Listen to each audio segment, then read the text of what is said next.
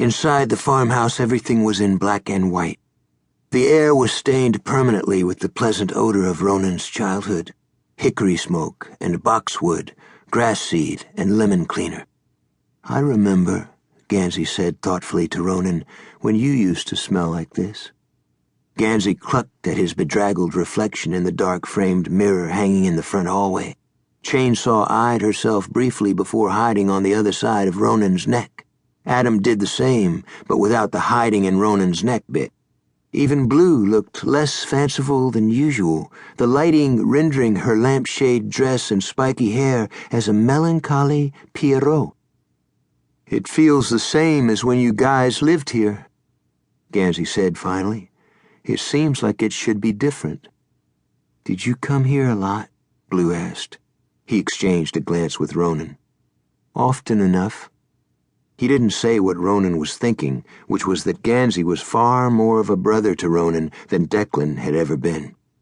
Voice faded, Adam asked, "Could we get some water?" Ronan led them to the kitchen. It was a farmhouse kitchen, no frills, worn smooth by use. Nothing had ever been repaired or updated until it had stopped working, and so the room was an amalgam of decades and styles. Plain white cabinets decorated with a combination of old glass knobs and brass handles.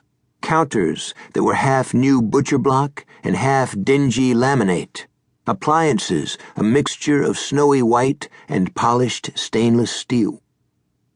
With Blue and Adam there, Ronan saw the barns with fresh eyes. This was not the pretentious, beautiful old money of Gansey's family. This house was shabby rich, betraying its wealth not with culture or airs, but because no comfort was wanting. Mismatched antiques and copper pots, real hand-painted art on the walls, and real hand-knotted rugs on the floors. Where Gansey's ancestral home was a no-touch museum of elegant, remote things, the barns was a warren of pool tables and quilts, video game cords and shoddily expensive leather couches. Ronan loved it so much, he nearly couldn't bear it. He wanted to destroy something. Instead, he said, "Remember how I told you that my father was like me?" He pointed to the toaster. It was an ordinary stainless steel toaster, room for 2 slices of toast. Gansey raised an eyebrow. "That is a toaster." "Dream toaster." Adam laughed soundlessly. "How can you tell?" asked Gansey. Ronan slid the toaster out from the wall. There was no wall plug, no battery panel, yet when he pressed down on the lever, the filaments inside began to glow. For how many years had he used this toaster before he'd realized that it was impossible? "What's it run on, then?" Adam asked. "Dream energy," Ronan said. Chainsaw hopped untidily from Ronan's shoulder to the counter and had to be smacked away from the appliance. "Cleanest there is."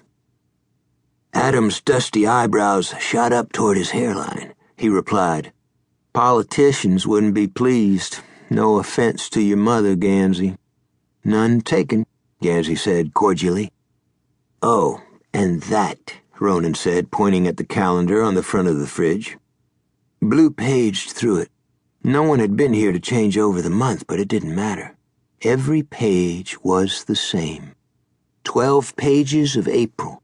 Every photo displaying 3 black birds sitting on a fence. There had been a time when Ronan had thought it was merely a gag gift. Now he could readily recognize the artifact of a frustration dream. Blue peered at the birds, her nose nearly touching the image. "Are these vultures or crows?" At the same time that Ronan said crows, Adam said vultures. "What else is here?" Gansey asked. He was using his deeply curious voice and his deeply curious face, the ones he normally reserved for all things Glendower. "Dream things, I mean." "Damned if I know," Ronan replied. "Never made a study." Gansey said, "Then let's make a study." The 4 of them